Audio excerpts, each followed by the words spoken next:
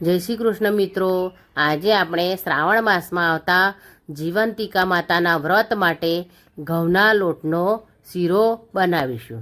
એની માટે આપણે એક વાડકી ઘી લઈશું। આપણે જે વાડકી ભરીને ઘી લીધું છે એ જ વાડકી ભરીને આપણે ઘઉંનો કરકરો લોટ લઈશું। આપણે જોઈ લઈએ ઘી ગરમ થઈ ગયું છે। હા, આપણે લોટને ઉમેરી દઈશું। મનિકા જાદવની કમેન્ટ આવી હતી કે તમે જીવંતિકા માતાના વ્રતના શીરાની રેસીપી બતાવજો। સજેશન બદલ હું એમનો આભાર માનું છું। ફાસ્ટ તાપે શેકીશું ને તો અંદર ચડી જશે પણ ઉપરથી કાચો લાગશે, એટલે આપણે ધીમા તાપે એને સતત હલાવતા હલાવતા શેકીશું। ધીરે ધીરે આપણો લોટ શેકાવા આવ્યો છે। લોટ શેકાય ત્યાં સુધી મારી ચેનલ ભાવનાસ કિચનને તમે સબસ્ક્રાઈબ ના કરી હોય તો જરૂર કરી દેજો। શીરો બનાવવાની રીત તમને ગમે તો તમે કોમેન્ટ જરૂર કરજો। તમે કોમેન્ટ કરશો તો મને ખૂબ ગમશે, અને તમે કઈ સ્થિતિ અને ગામમાંથી જુઓ છો એ મને કોમેન્ટ કરીને જરૂર જણાવજો। આપણો લોટ શેકાઈ ગયો છે, આપણે એમાં કિસમિસ ઉમેરી દઈશું એટલે આપણી કિસમિસ ફૂલી જાય।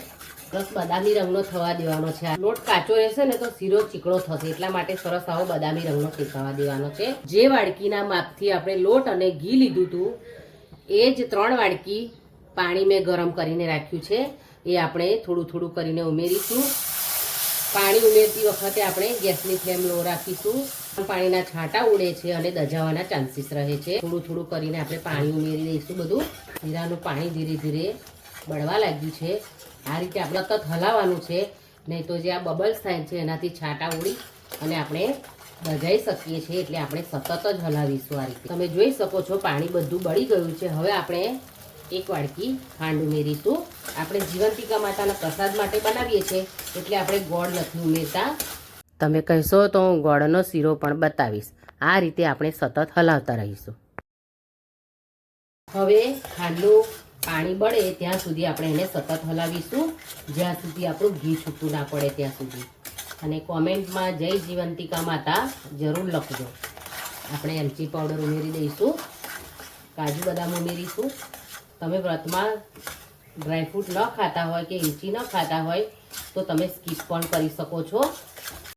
શીરામાંથી ઘી છૂટું પડે ત્યાં સુધી સતત આપણે હલાવીશું। તમે જોઈ શકો છો કે ઘી સરસ છૂટું પડી ગયું છે, એટલે આપણો શીરો પરફેક્ટ તૈયાર થઈ ગયો છે। શીરો તમે આ માપથી બનાવશો તો તમારો શીરો એકદમ પરફેક્ટ બનશે। તો તૈયાર છે જીવંતિકા માતાના વ્રત માટે ઘઉંના લોટનો શીરો। આ શીરો તમે તમારા ઘરે કોઈ પણ મહેમાન આવ્યા હોય તો એને પણ તમે બનાવીને પીરસી શકો છો। જો તમને મારી શીરો બનાવવાની રીત ગમે તો તમે તમારા મિત્રો અને પરિવાર સાથે ચોક્કસ શેર કરજો। આપેલા બેલ આઇકનને પ્રેસ કરશો તો તમને મારા આવનારા વિડીયોની નોટિફિકેશન મળતી રહેશે। આ રીતે શીરો બનાવજો અને માતાજીને પ્રસાદમાં ધરાવજો। આપણે ફરી મળીશું મારી નવી રેસિપી સાથે। ત્યાં સુધી થેન્ક્સ ફોર વોચિંગ।